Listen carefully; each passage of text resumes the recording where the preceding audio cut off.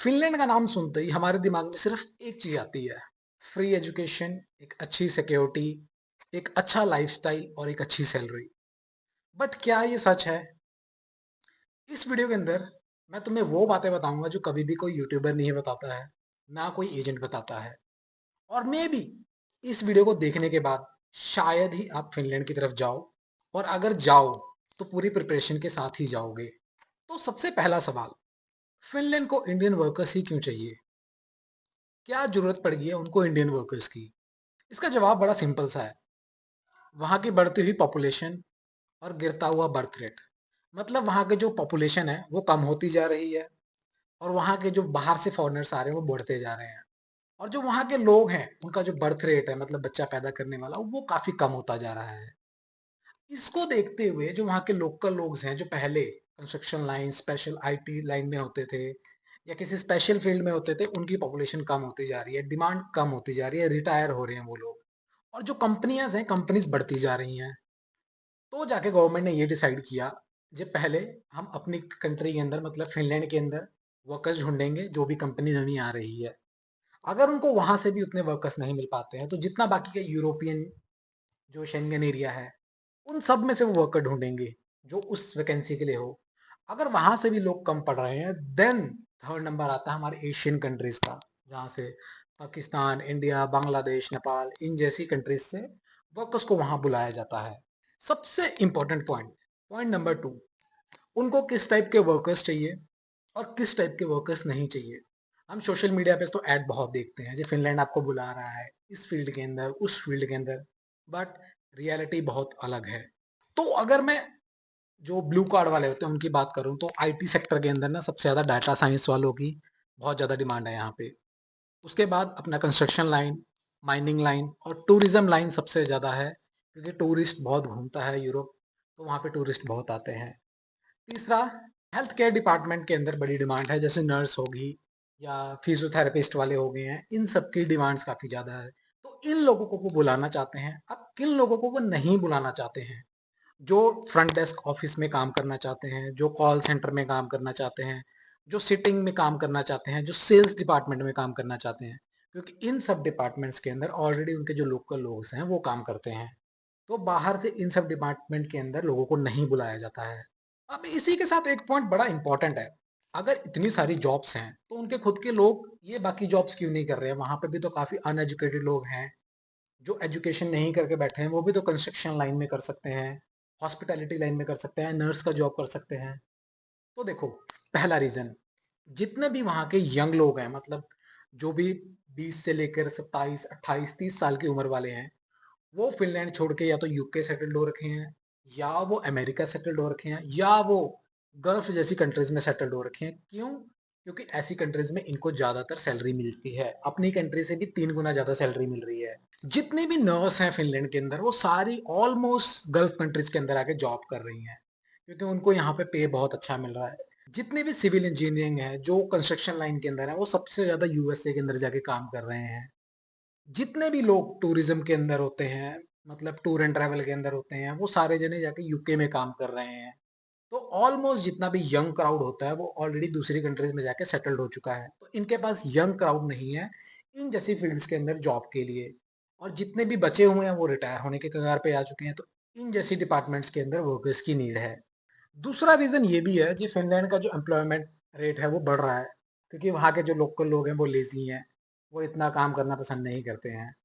तो फिनलैंड के अंदर जॉब्स हैं, बट उनके जो लोग हैं वो नहीं है उनके पास, तो इसलिए वहाँ के लोग कम पड़ रहे हैं जॉब्स के लिए। अब जो फोर्थ पॉइंट है, वहाँ लोग ये पूछ रहे हैं कि फिनलैंड पहले अपने लोगों को जॉब देता है क्या, उसके बाद शेंगेन कंट्रीज को, उसके बाद नॉन यूरोपियन कंट्रीज को, उसके बाद हमारे जैसे एशियन कंट्रीज, इंडिया को चांस देता है। तो ये बात सच है।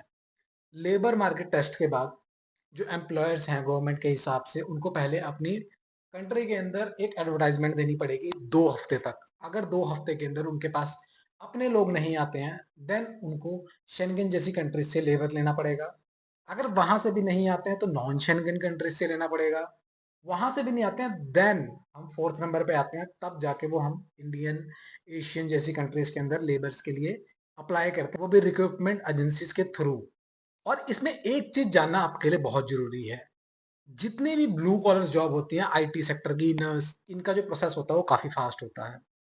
बल्कि जो कंस्ट्रक्शन वाले हैं, वेयर हाउस वाले हैं, जो सोचते हैं इसके अंदर आ रहे हैं, उनका काम फिर भी रुक सकता है। बट जो स्किल्ड लेबर्स होती हैं, जो प्रोफेशनल्स हैं, उनका काम बहुत फास्ट होता है। तो जो स्किल्ड वर्कर्स हैं, वो फिनलैंड के लिए अगर जाएं तो उनका शायद फ्यूचर वहाँ ज़्यादा बेटर है। जो अगला पॉइंट है वो ये है, जे क्या 10th प्लस टू वाले जो हमारे लेबर्स हैं, क्या वो फिनलैंड के लिए अप्लाई कर सकते हैं या नहीं कर सकते हैं, या ओनली जिनके पास डिग्री है वही अप्लाई कर सकता है। तो ये मिथ भी यहाँ पे तोड़ देते हैं। देखो, जरूरी नहीं है कि आपके पास अगर डिग्री ही है तो आप फिनलैंड आ सकते हो। डिपेंड करता है। जो ब्लू कॉलर्स वाले हैं, जो स्पेशलिस्ट हैं, उनको अपनी स्किल्स के हिसाब से डिग्री मास्टर्स दिखानी पड़ेगी। बट जो 10th और प्लस टू पास हैं, जरूरी नहीं है। अगर आपके पास प्लस टू भी नहीं है तो आपके पास एक्सपीरियंस तगड़ा होना चाहिए अपनी फील्ड का। अगर आप कंस्ट्रक्शन में हो तो कम से कम 5 से 6 साल का एक्सपीरियंस फिनलैंड मांगता ही मांगता है। और उसी फील्ड के अंदर अगर आपकी एजुकेशन भी है तो आपके लिए प्लस पॉइंट है। अगर मान लो आपका एजुकेशन किसी और सेक्टर में है बट आप जॉब किसी और सेक्टर में कर रहे हो काफी टाइम से, तो यहाँ पे आपकी प्रॉब्लम हो सकती है वीजा आने में।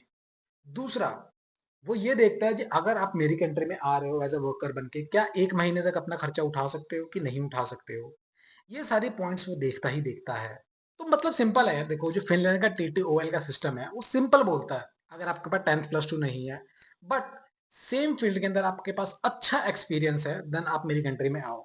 क्योंकि कई एजेंट्स ऐसे होते हैं सिर्फ आपका एक्सपीरियंस लेटर बना देते हैं बट आपको वो काम नहीं आता है। तो वहां पे आप खुद फंस जाओगे, क्योंकि फिनलैंड बहुत स्ट्रिक्ट है इस मामले में। जो ब्लू कार्ड के अंदर आते हैं, जो स्पेशलिस्ट होते हैं, जो आईटी स्पेशलिस्ट या अच्छी अच्छी पोस्ट पे होते हैं, उनको डिग्री चाहिए, मास्टर्स चाहिए और अच्छा एक्सपीरियंस चाहिए, तब जाके आप लोग अप्लाई कर सकते हो, नहीं तो आपका भी वीजा नहीं आएगा। जो नेक्स्ट क्वेश्चन है वो बड़ा कॉमन सा है, मतलब हर किसी के दिमाग में आता है। जो लोग ऑलरेडी गल्फ कंट्रीज में, अफ्रीका में, या जो भी एशियन कंट्रीज में काम कर रहे हैं, और जो लोग इंडिया में काम कर रहे हैं, तो इनमें से सबसे पहले फिनलैंड किनको एक्सेप्ट करेगा। तो देखो, जो ऑलरेडी इंडिया से बाहर है, गल्फ कंट्री में या अफ्रीका में या सिंगापुर में या मलेशिया में जो जॉब कर रहे हैं, सबसे पहले फिनलैंड उनको जरूर हायर करेगा। क्यों? क्योंकि वो ऑलरेडी एक इंटरनेशनल कंट्री में जाके जॉब कर रहे हैं, वहाँ का कल्चर फॉलो कर रहे हैं, रूल फॉलो कर रहे हैं, और उनको पता है जो बाहर का जो वर्किंग कल्चर होता है वो कैसा होता है। तो सबसे पहले फिनलैंड उनको हायर करेगा, इंडिया को उसके बाद रखेगा, उन लेबर्स को। ये वो पॉइंट है जहाँ पे हर कोई अपना सैलरी देख के खुश हो जाता है। तो यहाँ पे आपको खुश नहीं होना है। अगर महीने की सैलरी आपको वहां पे मिल रही है, मान लो 2500 यूरो, तो वहां का जो टैक्स है हर महीने जो कटता है वो 40% कटता है। उसके बाद आपका पेंशन कटता है, उसका इंश्योरेंस कटता है। मतलब लगा लो, अगर आपकी 2500 सैलरी है तो 2500 में से जो आपके हाथ में आएगा 1200 से लेकर 1300 यूरो ही हाथ में आता है। तो जब भी आप किसी एजेंट से अप्लाई कर रहे हो तो उसको सिंपल एक चीज पूछना है, जे टैक्स कटने के बाद नेट सैलरी मेरे हाथ में कितनी आएगी। ये जो आपने ऑफर लेटर के ऊपर दिखाया है, कॉन्ट्रैक्ट लेटर के ऊपर मेरे को सैलरी दिखाई है, ये तो ग्रॉस सैलरी है। कट कटाने के बाद मेरे हाथ में कितना बचेगा, वो चीज आपने पूछना है। उसके बाद आपने ये पूछना है, जी क्या मुझे accommodation, food, transportation, medical company की तरफ से मिलेगा या नहीं मिलेगा। अगर ये भी नहीं मिल रहा है तो समझ जाओ फिनलैंड के अंदर जाने के बाद भी आप महीने का 400-500 यूरो ही बचा पा रहे हो। तो सैलरी देख के खुश नहीं होना है, ये क्वेश्चंस एजेंट से पूछने हैं। तब आपको क्लियरली समझ आएगा कि मैं कितना कमाऊंगा फिनलैंड जाके भी। मेन पॉइंट जो आप लोगों को अब समझना है, रिजेक्शन रेट क्या चल रहा है फिनलैंड का। इस साल की अगर मैं रिपोर्ट देखूं तो 23% ज्यादा रिजेक्शन रेट बढ़ चुका है। रीजन रीजन बहुत सिंपल है। लेबर मार्केट टेस्ट के हिसाब से कई कंपनीज ऐसी हैं जो नवी नवी ओपन हुई हैं और उनका लेबर मार्केट टेस्ट हुआ ही नहीं है। मतलब जो एम्प्लॉयर है उसने अपनी कंपनी के कागज वगैरह गवर्नमेंट को सबमिट किए ही नहीं है, बट उसने ऑफर लेटर रिलीज कर दिए हैं एजेंसीज वगैरह को।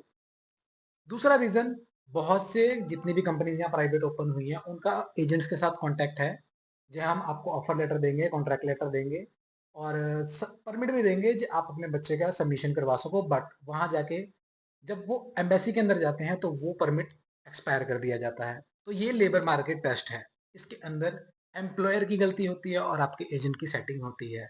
और कुछ कॉमन रीजंस होते हैं, मतलब एम्प्लॉयर अपनी तरफ से अच्छा काम कर देता है जो अच्छी कंपनीज हैं, बट जो आपका एजेंट है वो कुछ डॉक्यूमेंटेशन मिस कर देता है जब आप एम्बेसी के अंदर सबमिट करने आते हो।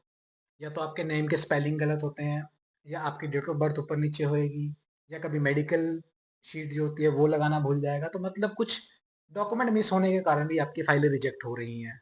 तो जब भी आप फाइल लगा रहे हो तो अपनी जो डॉक्यूमेंट्स आपने फाइल लगाई है उसको रीचेक करना बहुत जरूरी है। कम से कम 2 बार या 3 बार उसको रीचेक करो, क्या सारे आपके डॉक्यूमेंट्स हैं। जब भी आप एम्बेसी से जाने से पहले अपने एजेंट को बोलो जी एक चेकलिस्ट जो होती है वो मेरे को दे दे, जो मैं अपने डॉक्यूमेंट्स चेक कर लूँ क्या मेरे सारे डॉक्यूमेंट्स हैं या नहीं है।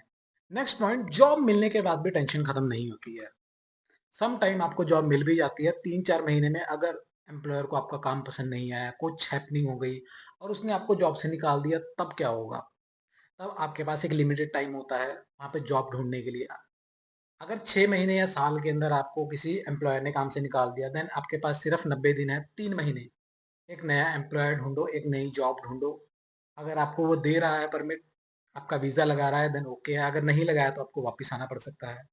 बट जो लोग ऑलरेडी 2 साल से वहां पे हैं, 3 साल से वहां हैं, उनकी जॉब चली गई तो उनके पास 1 साल से 1.5 साल होता है एक नया जॉब ढूंढने के लिए, तो उनको इतनी टेंशन नहीं होती है। मतलब 2026 के रूल्स के हिसाब से आपके पास टाइम है जॉब ढूंढने के लिए, और जॉब मिल जाती है क्योंकि वहां पे ऑलरेडी बहुत डिमांड है जॉब की, लेबर्स की, और जॉब मिलने में कोई टेंशन नहीं होती है। रही लैंग्वेज की बात, तो वहाँ लैंग्वेज की थोड़ी दिक्कत होती है, वहाँ फिनिश बोली जाती है और फिनिश सबसे हार्ड लैंग्वेज है। इंग्लिश में लोग बात करते हैं बट कई कई जगह पे नहीं करते हैं। अगर आप सिटीज के अंदर रह रहे हो तो आपको इंग्लिश की प्रॉब्लम नहीं होगी, बट आप गांव साइड एरिया में रह रहे हो तो वहाँ पे लोगों को ज़्यादातर इंग्लिश नहीं आती है। दूसरा बात ये जे जो यूट्यूबर्स नहीं बताते हैं, देखो वहाँ वेदर की सबसे ज़्यादा प्रॉब्लम है, ठंड बहुत पड़ती है, सम टाइम वहाँ पे रात ही नहीं होती है, तो थोड़ा वेदर की हम इंडियंस को प्रॉब्लम होती है। फिनलैंड सबसे मोस्ट एक्सपेंसिव कंट्री है, यहाँ पे लिविंग स्टाइल आपका खर्चा पानी बहुत ज़्यादा है। और तीसरा लोनलीनेस बहुत है, यहाँ पे लोग ज़्यादातर जल्दी जितने फ्रेंड्स नहीं बनते हैं, ज़्यादातर वो अपने में ही रहते हैं और अपने में ही खुश रहना पसंद करते हैं। तो ये 3 ऐसे रीज़न थे जो कोई भी आपको नहीं बताएगा। तो लास्ट पॉइंट ये है कि कौन फिनलैंड आए और कौन फिनलैंड ना आए। जिनके पास अच्छा एक्सपीरियंस है, सेम फील्ड के अंदर शुरू से काम कर रहे हैं, एजुकेशन भी सेम फील्ड के अंदर है, वो लोग यहाँ आए। जो ब्लू कॉलर्स हैं, जो आईटी सेक्टर के हैं, वो स्पेशली आए, उनके लिए फिनलैंड ओपन है प्रॉपरली। जो लोग एजुकेशन कहीं और कर रहे हैं, वर्क किसी और फील्ड में कर रहे हैं, और इंडिया में है या किसी और कंट्री में है बट डिफरेंट डिफरेंट जगह पे काम कर रहे हैं, वो लोग बिल्कुल ना आए, क्योंकि उनको ही नहीं समझ आएगा जी आप किस फील्ड में माहिर हो, कौन सी स्किल है आपके पास, कौन सी नहीं है। तो आप बिल्कुल ना आए यहाँ पे। तो ये वीडियो यहीं तक थी। अगर आपको इस वीडियो से कुछ भी हेल्प मिली हो तो इस वीडियो को लाइक एंड सब्सक्राइब जरूर करना। और जो फिनलैंड जाने के बारे में सोच रहा है उसको पहले ये वीडियो दिखाना जी क्या है फिनलैंड प्रॉपरली।